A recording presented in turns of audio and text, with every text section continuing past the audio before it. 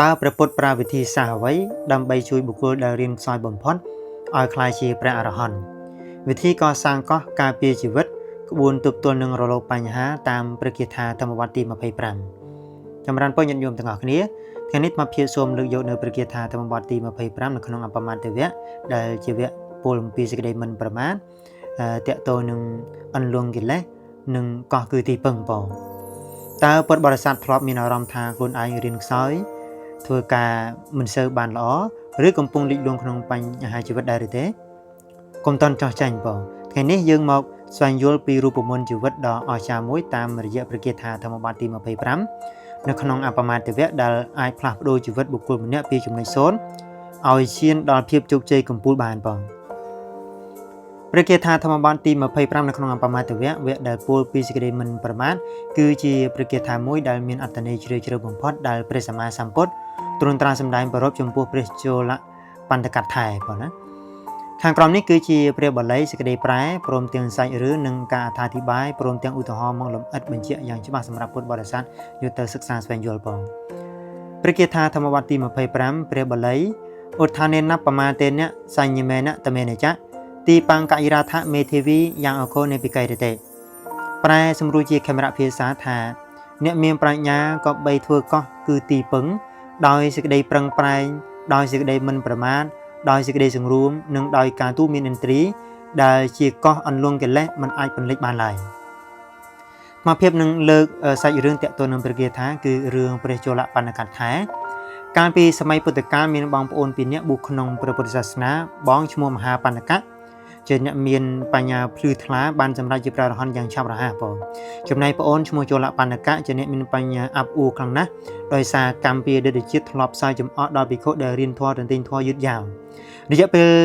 บุญไข่ประจุลปันกะตัวติงกิจธาตรมตายมวยกิจธาสมานบุญผลตัวหรือบุญบานนั่นคือมันแจกจำตัวละสองปองโดยเคยพระองค์มีนปะในใช้โครงการเรียนโซเรียมหาปันกะเชียบองกับบานบันไดประจุลปันกะแจงดีวัดโดยปรามอ้อยสักเตยเชียกรุงฮาวินประจุลปันกะมีสิ่งใดตัวจัดหนึ่งสองสาวอย่างครั้งก่อโชยยุ่มเนื้อก็ใบคลองเทวัดพระสมานสัมพุทธตรงเชียบโดยประยินก็ยิงมาจูบหนึ่งประเตียนเนื้อกำปูลสัมพุทธปัวซอสอาร์ตมวยเตียงพร้อมเตียงอ้อยประจุลปันกะอังคุยแบบมุกตึกทางการหายโยกได้อย่างอาสัมพุทธนูบันดาโดยถึงติ้งเปียธาเรโจหารนังเรโจหารนังได้เมียนในทาระบอบสำหรับนอมทลีจันหรือการจุดทลีจันคือสำหรับเรากำราจุดเจอจังนะนั่งไงคือกระนัดสำหรับจุดทลีได้ยังแต่โดยสาการอาจองอาลังสัมพุทธได้ซอสอานุก็ประละโดยยึกอาบิบันได้ปลายเตยเจียกมากกว่าเป็นนู้ประจุลปันกะก็การมีการพิจารณาทาสัมพุทธนิซอสอาซอแต่โดยสาอาศัยหนึ่งเรียงกายนี้เติบปลายเจียเสริมมองกับแบบนี้สังขารทั้งหลายปิดจีมันเตียงแม่หนอโลกบ้านจำรานวิปัสสนาโดยโยสิกได้เสริมมองนุ่มมุจีร้อมก็บ้านสำหรับเจปราหอนพรมเตียงประเดสัมเตียนยืนจำแนกดังดอกพิเศษนงเป็นนุเปลี่ยนเปลี่ยนเปล่ามันต้องปีประการนุประพุทธก็ตรงตราสำได้เนื้อประเกียรติที่มือเพปรามีล้างดำใบจิกาดักเตือนดอกพิโคทั้งหลายมาเพียบหนึ่งเลิกโยในสิกได้อัตถาธิบายในขนมประเกียรตินี้ดำใบยันยมบานศึกษาสเปนยุลอ่อยกันโดยชบ้านในขนมประพุทธได้การระบบเปรสมาสัมพุทธโปประเกียรตินี้คือชีกบุญสำหรับก่อสร้างก็หรือตีปึงเดินม้อมสำหรับชีวิตโดยโชเลือสซอสรอมบุญยาน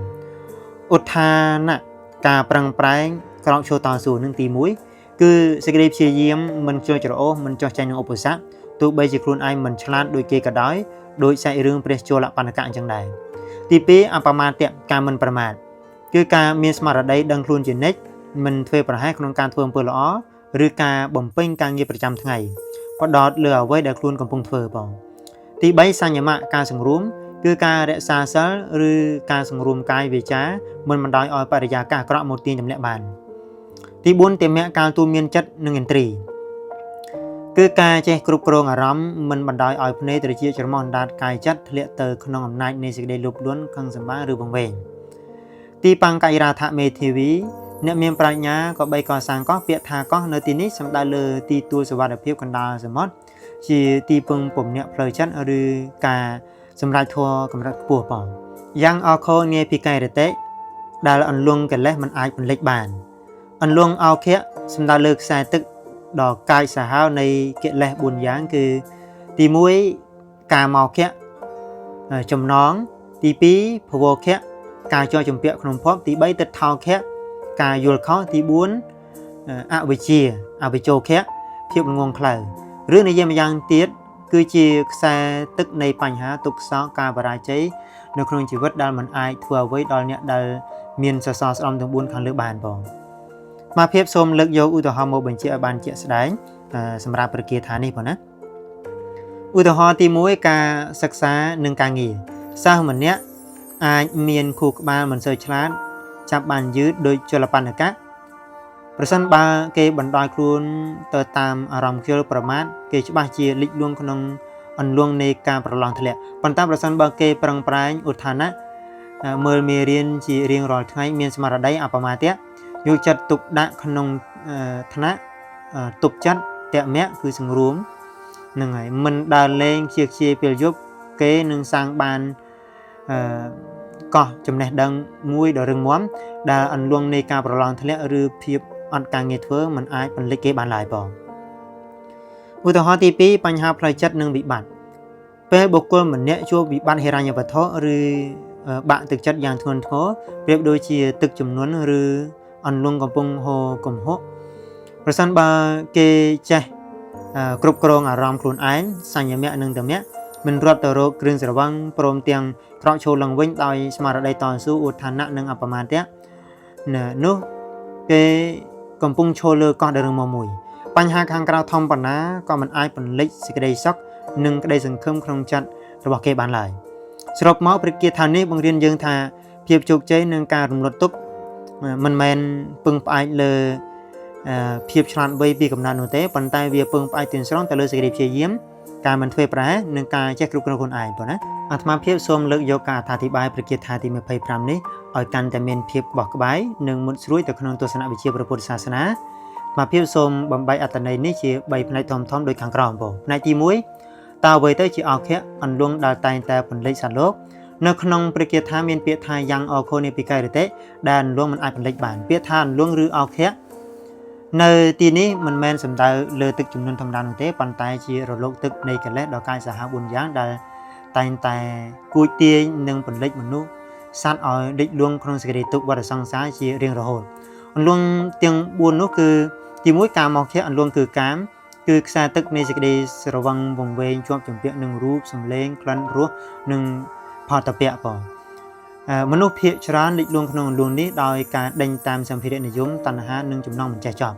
ទី2ភវខៈអន្លង់គឺភពគឺការជាប់ជំពាក់នឹងការចង់មានចង់បានចង់កើតជាអាយុវណ្ណៈខ្ពស់ចង់បានឋានៈបុណ្យស័ក្តិឬសេចក្តីប្រាថ្នាចង់រស់នៅដោយមិនព្រមទទួលស្គាល់សេចក្តីស្លាប់ទី3តថោខៈអន្លង់គឺតថេគឺខ្សែទឹកនៃភាពប្រកាន់ខ្ជាប់នៅគំនិតយោបល់និងការយល់ខុសការប្រកាន់បពុះ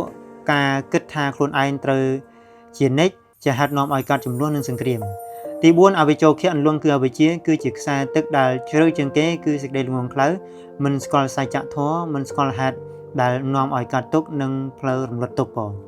ព្រះចលបណ្ឌកៈពីមុនក៏ធ្លាប់លិចលួងក្នុងអន្លង់នៃអវិជ្ជាភាពមិនយល់ដឹងនេះដែរប៉ុណ្ណាប៉ុន្តែលោកបានរួចខ្លួនដោយសារការកសាងកោះយ៉ាងរឹងមាំផ្នែកទី2វិស្វកម្មនៃការកសាងកោះយន្តការទាំង4ដើម្បីកសាងទីប៉ាំងកោះឬក៏ទីពឹងកុំឲ្យអន្លង់ទាំង4ខាងលើបន្លិចបានព្រះពុទ្ធទ្រង់ប្រទាននៅគ្រឿងសំណង់ទាំង4ដែលបុគ្គលម្នាក់ត្រូវតែអនុវត្តដោយផ្ទាល់ឧទ្ធានៈសេចក្តីប្រឹងប្រែងឬសមាវយមៈមិនមែនគ្រាន់តែប្រឹងប្រែងប្រើកម្លាំងបាយទេប៉ុន្តែជាការប្រឹងប្រែងខាងផ្លូវចិត្តគឺប្រឹងលះបង់អំពើអាក្រក់ដែលធ្លាប់ធ្វើប្រឹងទប់ស្កាត់អំពើអាក្រក់ថ្មីកុំឲ្យកើតឡើងប្រឹងសាងអំពើល្អដែលមិនទាន់មាននិងប្រឹងថែរក្សាអំពើល្អដែលមានស្រាប់ឲ្យកើតឡើងសមាបទាន4នេះជាចំណុចទី1ចំណុចទី2អបមាទៈសេចក្តីមិនប្រមាទឬសមាសតិនេះគឺជាបេះដូងនៃព្រះពុទ្ធសាសនាអបមាទៈគឺការមានសតិការដឹងខ្លួនជានិច្ចមនុស្សដែលមិនប្រមាទគឺប្រៀបដូចជាអ្នកដែលបើកបរក្តាប់ចង្កូតយ៉ាងជាប់មិនរវើរវាយគិតគូរច្បាស់លាស់រាល់កាយវិការពាក្យសម្ដីនិងគំនិតដែលខ្លួនកំពុងបញ្ចេញទី3សញ្ញមៈការសង្រួមឬក៏សិលជារបងការពារកោះការសង្រួមគឺការមានវិន័យលើខ្លួនឯងបើទោះជាជួបរឿងដែលបញ្ឆេះកំហឹងក៏ចេះទប់មាត់មិនជេរប្រមាថ bà tôi chỉ khơiประโยชน์ដែលបានមកអំពើទុច្ចរិតក៏ចេះទប់កាយមិនប្រព្រឹត្តទៅសញ្ញមៈគឺជាការគ្រប់គ្រងអាកប្បកិរិយាខាងក្រៅផងទី4តមៈការទូមានចិត្តឬភាវនាបញ្ញានេះគឺជាការគ្រប់គ្រងផ្ទៃក្នុងគឺជាការបង្ហាត់បង្រៀនចិត្តខ្លួនឯងទូមានឥន្ទ្រីទាំង6ភ្នែកត្រចៀកច្រមុះដាតកាយនិងចិត្តមិនឲ្យរត់តាមអារម្មណ៍ពេលឃើញរូបស្អាតក៏មិនលួងពេលឮពាក្យនិន្ទាក៏មិនខឹងតមៈគឺជាការដកឫសគល់នៃកិលេសចេញពីចិត្ត